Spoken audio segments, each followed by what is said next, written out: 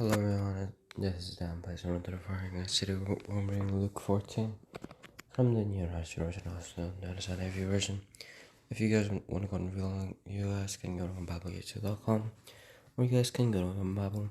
I apologize if I may sound a bit slower than usual, plainly because, well, I just woke up. But yeah, today we're reading Luke 14. Let's go and get started. Luke 14, New Russian version, NIV version. Jesus at a Pharisee's house. One Sabbath, when Jesus went to eat in the house of a prominent Pharisee, he was being carefully watched. There in front of him was a man suffering from abnormal swelling of his body. Jesus asked the Pharisees and experts in the law, is it lawful to heal on the Sabbath or not? But they remained silent. So taking hold of the man, he healed him and sent him on his way. Then he asked them, if one of you has a child or an ox that falls into a well on the Sabbath day, will you not immediately pull it out? And they had nothing to say. When he noticed how the guests picked up places of honor at the table, he told them this parable. When someone invites you to a wedding feast, do not take the place of honor, for a person more distinguished than you may have been invited. If so, the host who invited both of you will come and say to you, give this person your seat. Then, humiliated, you will have to take the least important place. But when you are invited, take the lowest place, so that when your host comes, he will say to you, friend, move up to a better place, and you'll be honored in the presence of all the other guests. For all those who exalt themselves will be humbled, and those who humble themselves will be exalted. Then Jesus said to his hosts, when you give a luncheon or dinner, do not invite your friends or your brothers or your sisters, your relatives or your rich neighbors. If you do, they may invite you back, and so you will be repaid. But when you give a banquet, invite the poor, the crippled, the lame, the blind, and you'll be blessed. Although they cannot repay you, you'll be repaid at the resurrection of the righteous.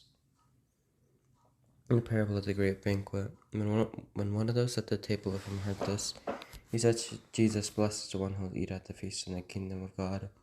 Jesus replied, a certain man was preparing a great banquet and invited many guests. At the time of the banquet, he sent his servants to tell those who had been invited, come, for everything is now ready. But they all alike began to make excuses. The first said, I have just bought a field, and I must go and see it. Please excuse me. Another said, I have just bought 5 yoke of oxen, and I'm on my way to try them out. Please excuse me. Still another said, I just got married, so I can't come. The servant came back and reported this to his master. Then the owner of his house became angry and ordered his servants to go out quickly into the streets and alleys of the town and bring in the poor, the crippled, the blind, and the lame. Sir, the servant said, what you ordered has been done, but there's still room. And the master told the servant, go out to the roads and country lanes and compel them to come in, so that my house will be full. I tell you, not one of those who are invited will get a taste of my banquet.